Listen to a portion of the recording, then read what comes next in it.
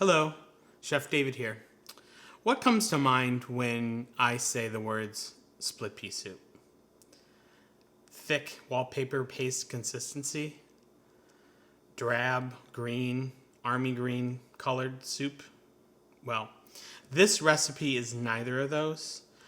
It's going to be very brothy and delicious. We're going to use dried peas, some lovely herbs, onions, turkey stock, turkey leg, green peas, and carrots, water, and some salt and pepper and seasoning, which I'll show you later on. So we're going to start by making a stock. And that's a really simple stock using the herbs and onions and turkey and some water.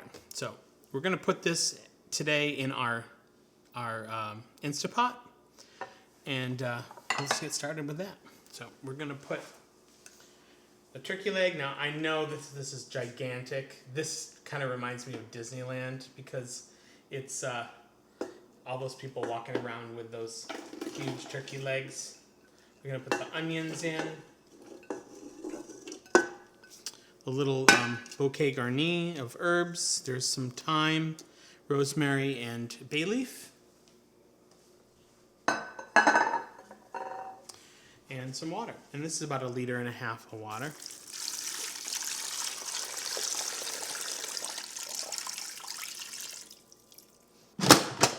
Okay. And we're going to set the time for pressure on high. Now that it's in the Insta Pot, we wait about 10 minutes for the pressure to build up, and then about another 20 minutes for the turkey to cook under pressure. We'll check it after that to make sure that the turkey is tender.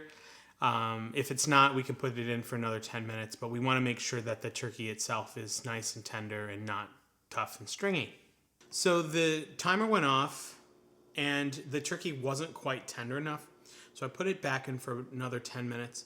That's a really important thing to remember. These are suggested times, and sometimes the meat takes a little bit longer to cook, but you want to make sure that it's fall off the bone tender so we can kind of tear it up for the soup.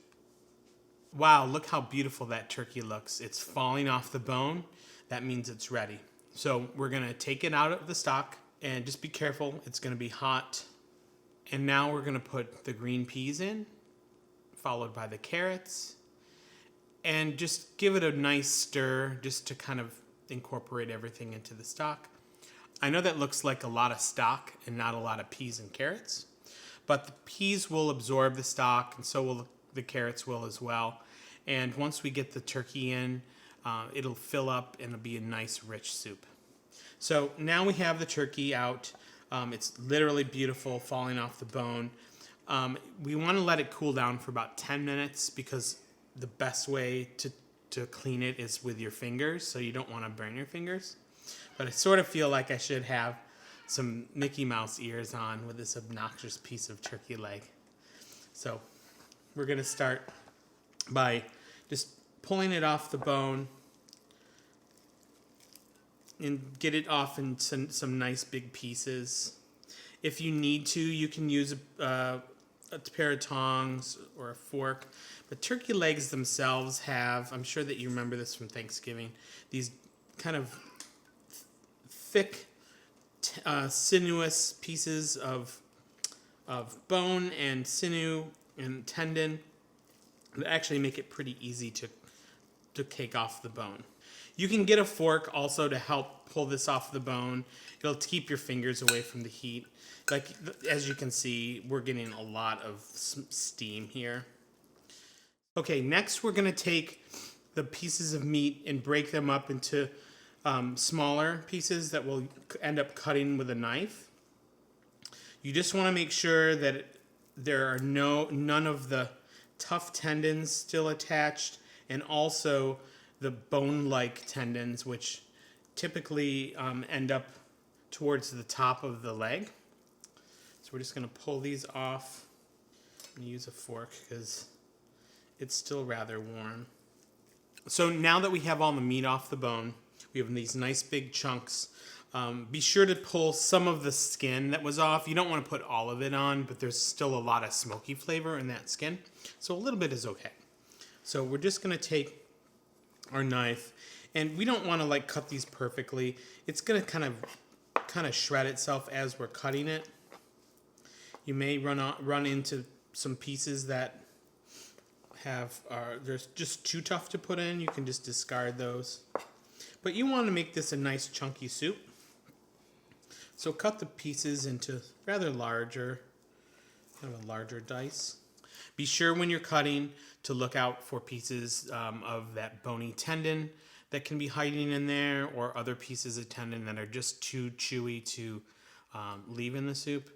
Also make sure that you grab some of the smoked skin and cut a few pieces up. I don't usually put the whole piece of the skin in just because it's kind of fatty and rubbery, but you want a little bit in there because there's a good amount of flavor in there. So now that the pressure's been let out of the Insta Pot, we're going to remove the lid, just being really careful not to get burned from the steam. I always let the condensation drip down into the pot before I take it off completely, just so you don't end up with water all over the counter. So then we're going to grab a wooden spoon.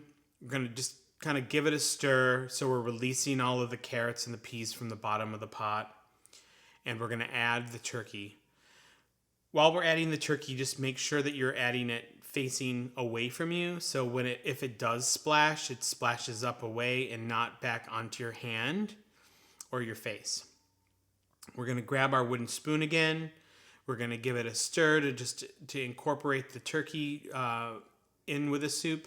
And next we're going to set the Insta Pot on the saute sear setting at on high to bring it up to a boil.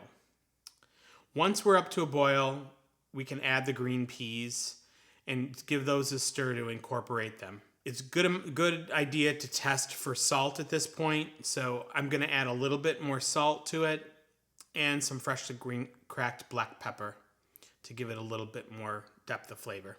So now that we have the soup in the bowl, we're going to finish it with some seasoning and a little bit of garnish. So I'd like to start with some Gochugaru, which is a Korean chili flake. And we're just going to sprinkle it a little bit over the top. Maybe a little bit too much, but I think it's a good thing. A little black pepper.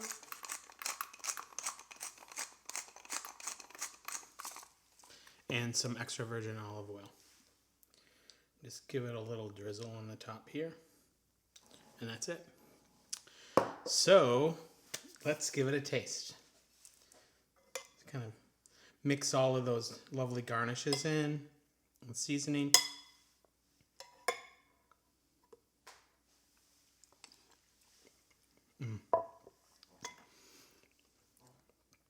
So delicious. So happy this turned out great. Thanks so much for joining today, and I hope you try this recipe out at home. Have a great day.